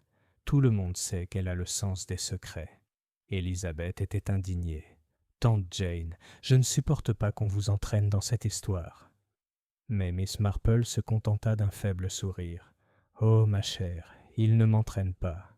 J'y suis déjà. On ne peut pas rester assis au coin du feu à tricoter et s'attendre à ce que le monde passe inaperçu. De plus, qui que ce soit, ils n'auront rien gagné, si ce n'est peut-être une égratignure de cette haie. » Visite de l'inspecteur Mallory arriva peu après le petit déjeuner, l'air harcelé. « Ça complique les choses, » admit-il à contre-cœur. « Si le cambriolage était lié à l'affaire Harper, cela suggère que d'autres personnes sont impliquées.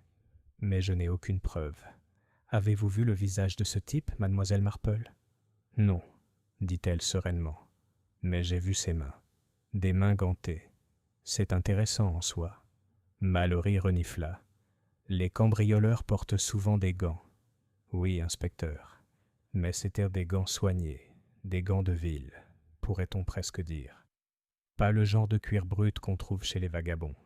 Cela suggère une certaine prévoyance et un certain sens du style. » Mallory la regarda d'un air sévère. « Tu fais allusion à quelqu'un en particulier ? » ?»« Je ne fais aucune allusion, inspecteur. J'observe simplement. » Une réflexion privée. Ce soir-là, tandis qu'Elizabeth s'occupait du dîner des enfants, Miss Marple était assise tranquillement à son tricot. Ses pensées tournaient lentement, comme toujours, comme des galets dans un ruisseau. Une femme chaussée de chaussures neuves, glissant une enveloppe en secret. Un notaire à Londres, attendant ses instructions.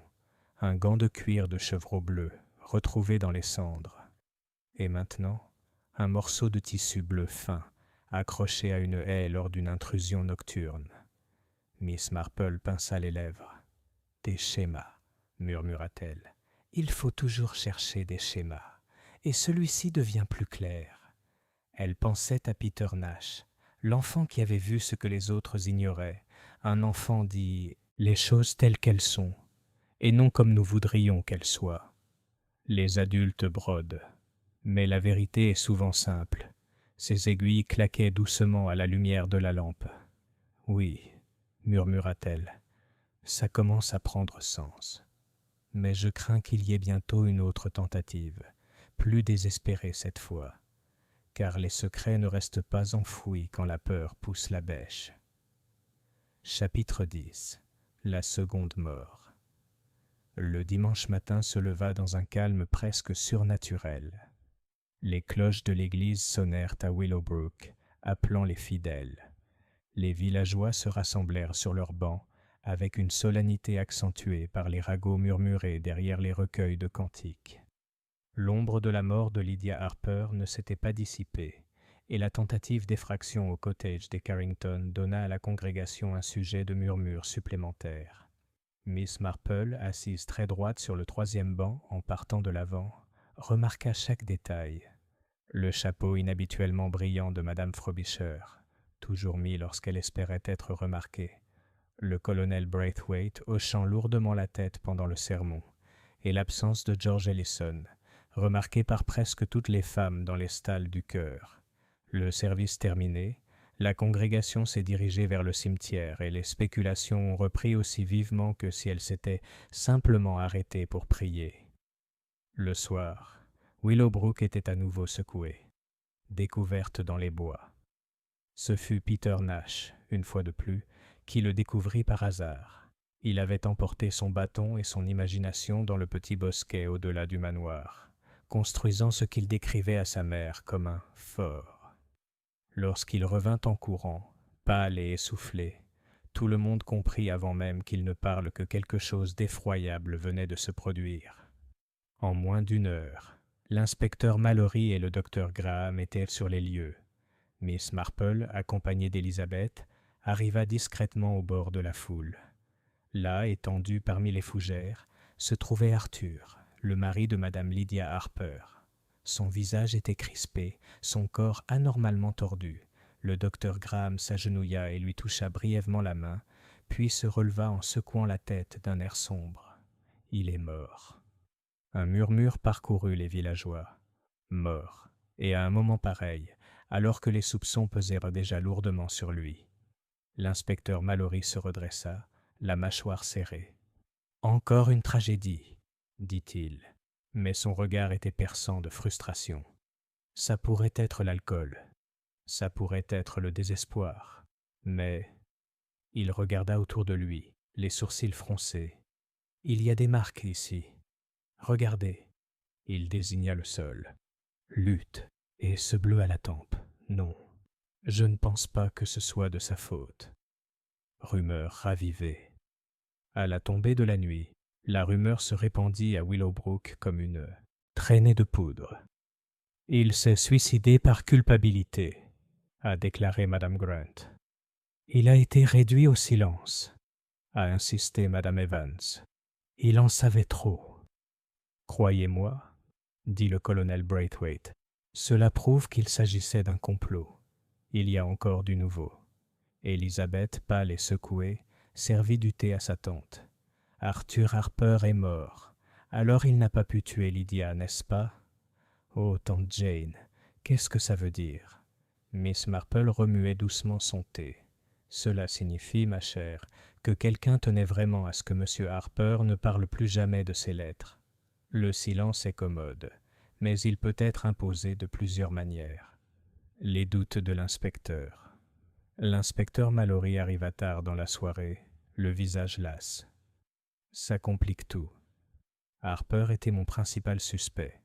Maintenant, il est parti, et je ne peux pas prouver que c'était de sa faute ou de celle d'autrui. Miss Marple le regarda fixement. Et pourtant, inspecteur, n'est-ce pas plutôt commode? L'homme accusé de la mort de sa femme, emmené avant d'avoir pu révéler qui il soupçonnait. Cela ne dénote, je pense, ni un accident, ni même un désespoir, mais le désespoir d'autrui.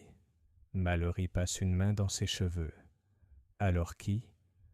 Qui avait de bonnes raisons de tuer mari et femme? Miss Marple sourit faiblement. C'est bien là la question, n'est-ce pas? Mais soyez prudent, inspecteur. Les gens mus par la peur agiront encore et encore, jusqu'à ce qu'on les arrête. Réflexion du soir. Une fois l'inspecteur parti, Elizabeth se tourna vers sa tante, presque désespérée. 2 morts, Lydia et Arthur, et toutes deux liées à ces mystérieuses lettres. Qu'est-ce qui peut bien les contenir, tante Jane, pour mériter qu'on me tue? Miss Marple pliait son tricot avec une précision impeccable. Ma chère, les lettres sont souvent plus dangereuses que les pistolets. Un pistolet ne tue qu'une fois. Les lettres peuvent tuer à maintes reprises, par le spectacle, par la honte, par la ruine. Quelqu'un craignait ce que Lydia Harper savait. Et maintenant que son mari est parti, j'ose dire que la peur est encore plus vive. Ce qui signifie, Elizabeth. Elle jeta un coup d'œil vers la fenêtre sombre, où le village était silencieux sous la lune. Le danger n'est pas encore passé. Chapitre 11. Les lettres révélées. Le lendemain de la mort d'Arthur Harper, Willowbrook gisait sous un lourd fardeau. C'était une chose pour une femme de mourir subitement lors d'une fête, c'en était une autre pour son mari d'être retrouvé sans vie dans les bois quelques jours plus tard. Pour les villageois, c'était presque biblique par sa symétrie, le jugement après le péché. Pourtant, pour Miss Marple, ce n'était pas un acte providentiel, mais un acte humain. Elizabeth Carrington, pâle et inquiète, serra le bras de sa tante tandis qu'elle se rendait à la poste. Oh, ce matin-là. Tante Jane, j'ose à peine entrer. Tout le village sera là, bourdonnant comme des abeilles. Et les abeilles, ma chère, observa Miss Marple, produisent souvent du miel en bourdonnant. Voyons quelle douceur ou piqûre nous pouvons récolter. Un mot avec Madame Riggs. La receveuse, Madame Riggs, les accueillit avec son habituel mélange de suspicion et de curiosité. Elle avait le regard perçant de quelqu'un qui a passé sa vie à observer l'écriture, et la langue encore plus acérée de quelqu'un qui a tout entendu en premier. « Bonjour, Miss Marple, Mrs. Carrington. C'est une histoire tragique. Pauvre Monsieur Harper. Mais entre nous... » Elle baissa la voix. « Je ne peux pas dire que je sois surprise. Quand un homme boit comme il l'a fait et se dispute si ouvertement, eh bien, ça finit toujours par arriver. » Miss Marple inclina doucement la tête. « Vous avez mentionné l'autre jour que Madame Harper avait posté une enveloppe à un notaire londonien. Vous souvenez-vous de quel cabinet il s'agissait ?» Madame Riggs jeta un coup d'œil autour d'elle, puis se pencha. « Hollingworth and Mason, Lincoln's Inn Fields. Je m'en souviens, car elle m'a demandé si le courrier recommandé était le plus sûr, et elle tenait absolument à ce que je note soigneusement le numéro. Elle était nerveuse comme un chat. Et je me souviens d'autre chose. Elle avait une autre enveloppe dans son sac, non postée mais rangée. Elle semblait épaisse aussi. Je suppose que c'était l'exemplaire qu'elle comptait garder. »« En effet, » murmura Miss Marple, « vous m'avez été d'une grande aide, Madame Riggs. » Un visiteur inattendu. Cet après-midi-là, M. George Ellison en personne se rendit au cottage d'Elizabeth. Il était impeccablement vêtu, mais une certaine tension se dégageait de lui, comme si son sang-froid était trop serré. « Madame Carrington, Mademoiselle Marple, » dit-il en s'inclinant légèrement. « Vous m'excuserez de m'être indisposé, mais je me suis senti obligé de m'expliquer. On a dit que j'étais en couple avec Madame Harper. Rien n'est plus faux. Elle m'a bien donné une enveloppe un jour, c'est vrai, mais elle n'était pas de sa main. Elle me l'a donnée sous la main d'un coup, et je l'avoue, je ne l'ai regardée que plus tard. Elle ne contenait que quelques feuilles. Je les ai brûlées aussitôt, voyant qu'elles ne me concernaient pas. » Elisabeth haleta. « Tu les as brûlées ?» Ellison leva le menton. « Naturellement.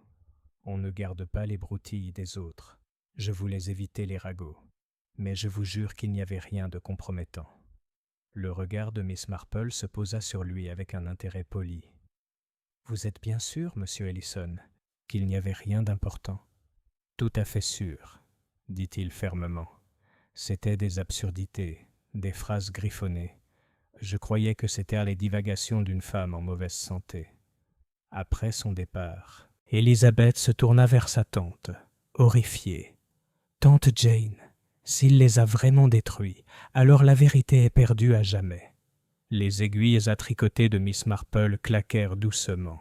« Ma chère, les hommes brûlent souvent des papiers qu'ils ne devraient pas, mais ils les détruisent très rarement.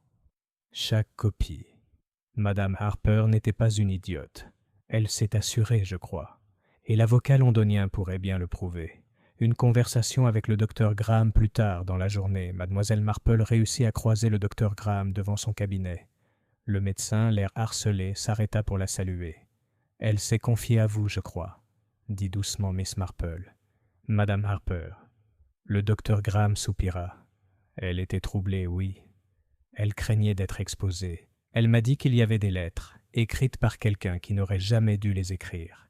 Elle n'a pas voulu nommer l'auteur, mais elle a dit « Si on les lisait à voix haute, non seulement cela me ruinerait, mais cela le ruinerait aussi. » « Lui, » répéta Miss Marple pensivement, « c'est très important. » Le médecin hésita. « Je ne devrais pas dire ça, Miss Marple, mais je crains que ces lettres ne contiennent plus que des bêtises sentimentales. Je crois qu'elles évoquaient des questions d'argent, de grosses sommes, des placements, peut-être des détournements. Miss Marple hocha lentement la tête. Oui, cela expliquerait beaucoup de choses. Réflexion du soir. Ce soir-là, Élisabeth trouva sa tante assise tranquillement près du feu, son tricot mis de côté pour une fois. « Tante Jane, pensez-vous que les lettres concernaient M. Ellison ?» Miss Marple la regarda gravement. « Ma chère, je ne pense. J'observe. Et voici ce que j'ai observé. Le calme de M. Ellison est trop étudié, son récit trop précis. La peur de Mme Harper était sincère, et la peur n'est rarement de rien. Quelqu'un à Willowbrook risquait de perdre bien plus que sa réputation si ces lettres étaient connues. La réputation, après tout, peut être restaurée. Mais la fortune, le pouvoir, ce sont des choses que l'on est prêt à tuer pour protéger. » Élisabeth frissonna. « Alors, le mobile n'était pas la jalousie, mais l'argent. » Miss Marple sourit faiblement. « Ma chère, d'après mon expérience, l'amour peut rendre les gens stupides, mais l'argent les rend dangereux. » Elle joignit les mains. « Et maintenant, il nous faut découvrir ce qu'il est advenu de la copie que Mme Harper a conservée. Car si elle existe encore, elle pourrait nous révéler quelle main a véritablement guidé la sienne, vers sa mort et celle de son mari. » Chapitre 12. La copie disparue. Le lendemain de la visite de George Ellison, le temps était gris et agité, avec un vent impétueux qui faisait grincer les branches des ormes contre les fenêtres du cottage. Elizabeth Carrington avait à peine dormi, troublée par les pensées de deux. La mort d'Arthur Harper et le mystère murmuré des lettres. Miss Marple, cependant, se leva à son heure habituelle, impeccable comme toujours, son chapeau posé avec précision sur ses cheveux argentés. « Ma chère, dit-elle au petit déjeuner, je pense que nous devons rendre visite à Madame Nash. » Élisabeth cligna des yeux. « La mère de Peter ? » En effet, les enfants sont les témoins les moins fiables au tribunal, mais les plus fiables dans la vie. Ils racontent ce qu'ils ont vu, et non ce qu'ils en déduisent. Et Peter, j'imagine, en a vu plus qu'il n'en sait. La cuisine de Madame Nash. Le cottage des Nash sentait le pain frais et la fumée de bois. Madame Nash, une femme bienveillante aux yeux fatigués, les accueillit chaleureusement. Peter était assis à table, s'activant à construire une forteresse avec des dominos. Miss Marple loua son génie avec un intérêt sincère, avant de se tourner doucement vers sa mère. « Je me demandais, Madame Nash, si Peter avait parlé de la fête. Il m'a parlé d'un gant, très observateur de sa part. Mais peut-être y avait-il autre chose ?» Madame Nash hésita. « Eh bien, Miss Marple, il a dit quelque chose d'étrange. Je lui ai dit de ne pas en parler, mais vous devriez peut-être le savoir. Il a dit avoir vu Madame Harper avec un petit paquet dans son sac, quelque chose ficelé avec de la cire rouge. Il a juré l'avoir vue quand elle s'est penchée sur le stand de confiture. Je lui ai dit de ne pas être fantaisiste, mais il en était certain. » Les yeux de Miss Marple s'illuminèrent. « De la cire rouge, dites-vous? C'est très significatif. Merci, Madame Nash. » Une interruption indésirable. Sur le chemin du retour, Élisabeth et sa tante croisèrent l'inspecteur Mallory. Il semblait épuisé, ses bottes couvertes de boue à force de marcher péniblement dans les bois. « Mademoiselle Marple, dit-il sèchement, vous devez cesser de vous mêler de tout. J'ai entendu dire que vous avez interrogé des villageois. C'est une affaire de police. » Miss Marple sourit gentiment. « Mais, inspecteur, je ne pose que les questions que toute vieille femme poserait. Et les gens me disent des choses que vous n'auriez jamais pensé à demander. » Mallory fronça les sourcils. « Et que t'ont-ils dit ?»« Que Madame Harper avait plusieurs exemplaires de ces lettres, » dit doucement Mademoiselle Marple, « et qu'au moins l'un d'eux était scellé à la cire rouge. » Le visage de Mallory changea. « Si c'est vrai, où est-il » Miss Marple inclina la tête. « C'est précisément ce que je compte découvrir, inspecteur. Mais je vous conseille de vous dépêcher, car je crois que d'autres cherchent aussi, avec moins de scrupules. » La tentative du presbytère. Cette nuit-là même, une seconde intrusion eut lieu, cette fois au presbytère. Madame Charteris, se levant pour aller chercher un châle dans le bureau, trouva la fenêtre forcée et des papiers éparpillés sur le bureau du recteur. Aucun objet de valeur n'avait été volé, mais il était évident que quelqu'un avait fouillé avec une hâte désespérée. Le vicaire, affligé, déclara qu'il s'agissait de simples cambrioleurs. Mais madame Charteris, tremblante, confia à Élisabeth le lendemain matin. « Je pense qu'il cherchait la lettre de madame Harper. Elle m'a dit un jour en confidence que si quelque chose arrivait, quelque chose d'important pourrait être envoyé par mon intermédiaire. Je n'y ai guère prêté attention sur le moment. Mais maintenant... Oh, mademoiselle Marple, et si j'avais mis la paroisse en danger ?» Miss Marple lui tapota la main. « Ne vous inquiétez pas, ma chère. Si madame Harper ne vous a rien confié, vous êtes en sécurité. Mais il est clair maintenant que quelqu'un craint fort que cette lettre soit retrouvée. » Pensée du soir. De retour au cottage Carrington, Élisabeth ne tenait pas en place. Tante Jane, on dirait qu'on fouille tout le monde. D'abord notre maison, maintenant le presbytère. Qui que ce soit, ils doivent être paniqués. Oui, acquiesça calmement Miss Marple, ses aiguilles claquant. Les gens frénétiques font des erreurs, et les erreurs sont très révélatrices. Elle regarda la ruelle qui s'assombrissait, l'air pensif. La copie des lettres existe toujours, j'en suis convaincu, et elle est très probablement cachée dans un endroit simple, oublié. Quand on la retrouvera, ma chère, tout changera. Élisabeth se pencha. Mais tante Jane, et si le meurtrier le trouve en premier? Les yeux brillants et perspicaces de Miss Marple se reportèrent à son tricot. Alors, dit-elle doucement, il y aura peut-être une autre mort avant que ce soit fait. Chapitre 13. Les lettres cachées. C'était une matinée lumineuse et trompeuse, le genre de matin où le soleil dansait sur les fenêtres et où les haies semblaient presque trop vertes. Pourtant, à Willowbrook, l'atmosphère était tendue, comme si tout le village retenait son souffle. 2 morts, 2 intrusions, et pourtant, la vérité des lettres de Lydia Harper demeurait cachée. Miss Marple, cependant, se leva avec une résolution sereine.